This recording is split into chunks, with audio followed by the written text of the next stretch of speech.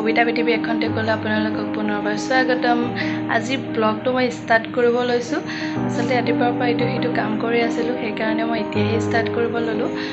10টাই বাজিলে আৰু আজি ৰাতিপুৱা জেঠাই পনীৰ বনাইছিলে।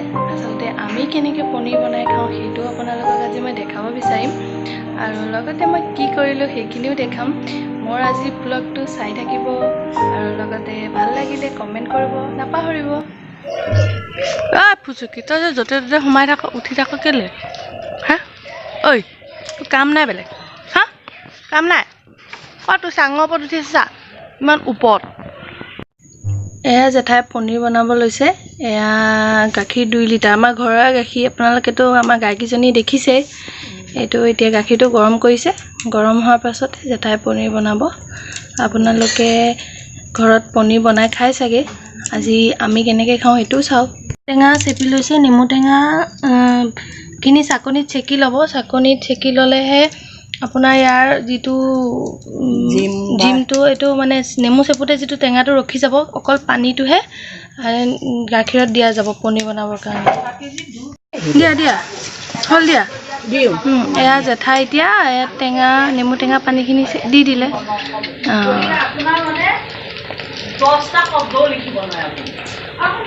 দেখিছে, আজি আমাৰ পনীৰ ৰেডি হৈ যাব। এতিয়া গুটিব জেঠাই।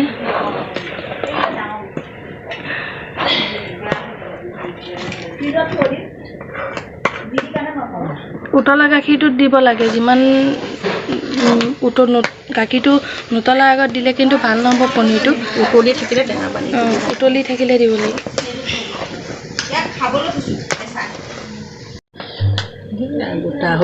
এয়া গোটা হৈ গৈছে। এতিয়া জেঠাই কাপোৰ এখনত এইখিনি চাকিব।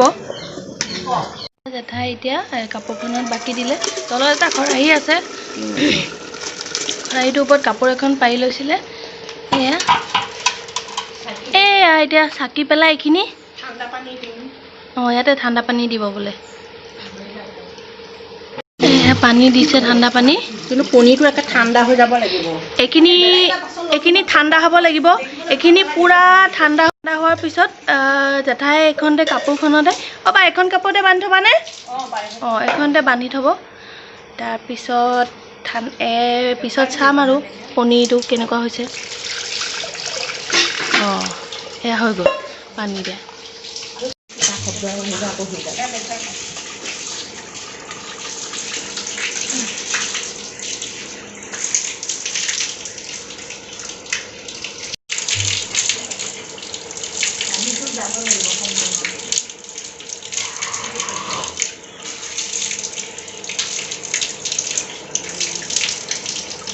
গধু হেৰিটো দি দিম আৰু এতিয়া।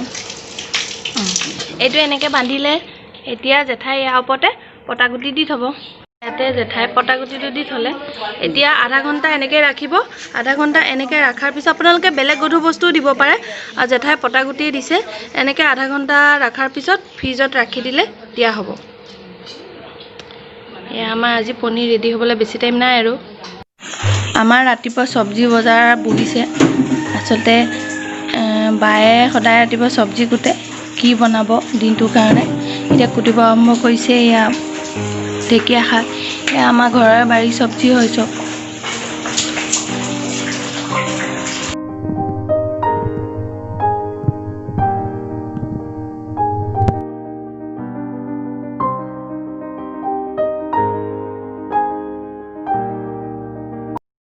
ঢেকীয়া শাকৰ ভাজি বনাব লৈছোঁ।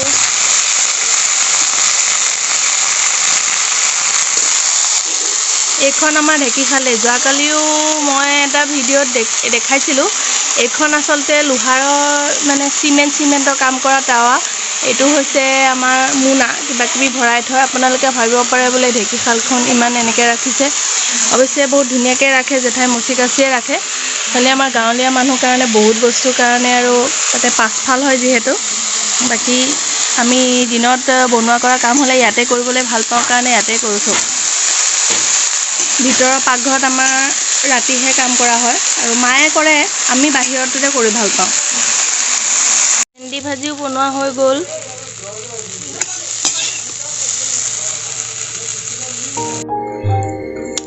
বায়ে কৈ আছে মই বোলে ভাতকেৰেলা পুৰ বনাই খুৱাব লাগে। ৰেচিপি পাছত দিম, আজি এনেই একবাৰ আপোনালোকক দেখালোঁ মই ভাতকেৰেলা পুৰ যে বনাইছোঁ। এয়া ইয়াত মছলাটো ভৰাই লৈ ভাজি, পিছত বেচন গুলি থৈছোঁ, বেচনত দিম।